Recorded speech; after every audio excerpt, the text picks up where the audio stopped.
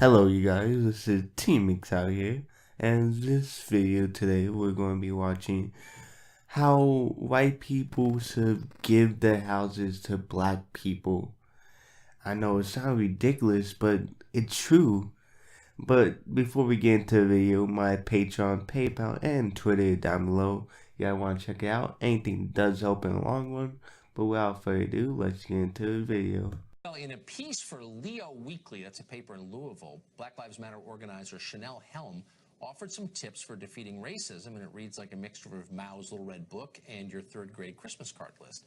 Helm's list includes telling white people to give their homes away to black people and asking white women to get white men in their workplace fired. Jasmine Rand is an attorney. I would say this is segregation of white males, but Black Lives Matter are already right.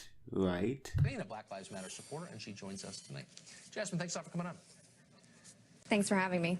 So the core premise of Black Lives Matter, for whatever it's worth, I'm totally for. I don't think that police brutality is acceptable, or brutality of any kind, actually.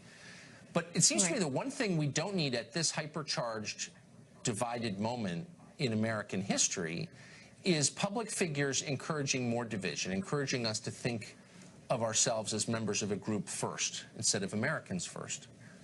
And this piece seems like a perfect example of that. Here's Chanel Helm's second recommendation for making the country better. Quote, white people, if you're inheriting property you intend to sell upon acceptance, give it to a black or brown family. You're bound to make that money in some other white privileged way. People need to stop this. How are we going to move forward as a, people if we keep blaming each other for our own mistakes? We're never going to move forward because of the kind of fucking people in our lives. That's just attacking people, right? I mean, how can you be for that? Well, first, I don't want my words taken out of context. So I don't agree with every bullet point of the list that she's drafted. However, I do understand the underlying messages and principles. And I think that the underlying messages and principles are something important for our nation to understand. Carlson, you and I both grew up with white privilege, which means we didn't have to think about race first while growing up. That's not true for many African Americans and for many Latino people. And I think that we need to acknowledge that important and distinct difference. And I think that's, let me stop right there. You actually, I mean, what you're doing is making a generalization based on race, which is the textbook definition of racism. You're assuming that a person's race is the most important thing about him. There are plenty of white people in this country who grew up with no privilege at all, and there are a lot of black people, including some in my neighborhood, who are very privileged and great people. And I'm not, you know what I mean? Like, a person's race is not always the most important thing about that person, but you seem to think it is. I completely agree. And once again, we're here and you're putting words in my mouth. That's not what I've said at all. In fact, what I wanted to say before I was... Tucker brings up a good point here that I want to stop on. It doesn't matter where you started at. It doesn't matter you started at ghetto, the bottom. It doesn't matter. It's about where you take your life to. A lot of people don't understand that. They like to blame other people for their own mistakes. But it's important to understand it because yes, you can start at the bottom, but you can make your way up in life. You can become a CEO, whatever you want, a high business person, whatever. Just put your mind to it and never stop, man. It's possible no matter how far down you are in life. Is that I think that the issue in our nation is more an intersection of race, of poverty, of national origin. There are multiple factors that are coexisting simultaneously that as a nation we can no longer pick apart and say,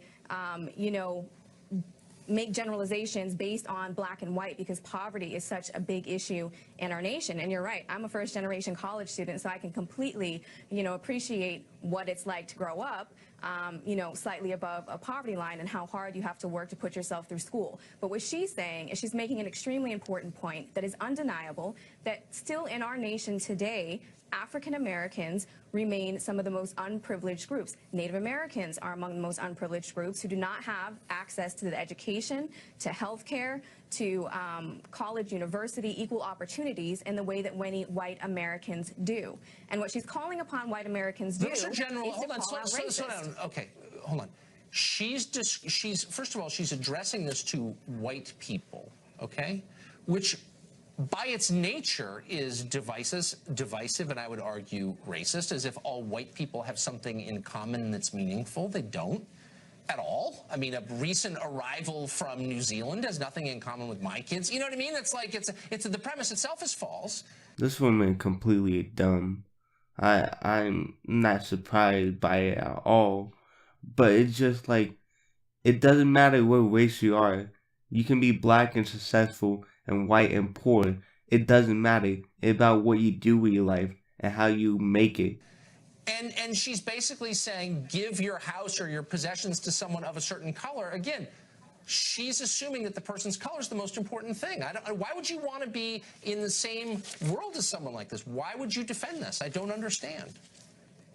Well, you're saying that I'm defending her bullet points, and I'm not at all. I think talking about her letter is not productive for our nation. What we need to talk about is the underlying principles of her letter and what it says. And what she's saying is that power never concedes itself, that white people do have a responsibility. When you see racism in the workplace, it is our job to call it out, as it is a black person's job to call it out. Okay, then why not just, which I agree with, but then why not just say people? Why are you and why is she using people's race as a category? Why don't you say Americans? If you see someone say something ugly, you know, you've got a responsibility to try to make it better. Why are you referring to people by their race? I don't understand. Because, again, you wouldn't understand because you've lived with white privilege your entire life. You don't understand what it is to be in the position of an African-American woman who has faced discrimination. Now you're getting so dumb. Look, I'm trying to take you seriously, but I can't. What you're telling me is that our education system is really bad, actually. Unfortunately, I guess I knew that. Jasmine, thanks for... I feel like people need to learn facts, or we would never improve as a society. You know, just coming up with bullshit every now and then doesn't help us improve, you know. But if you guys did enjoy today's video, please leave a like, comment, and subscribe. I'll catch all you guys later. Bye.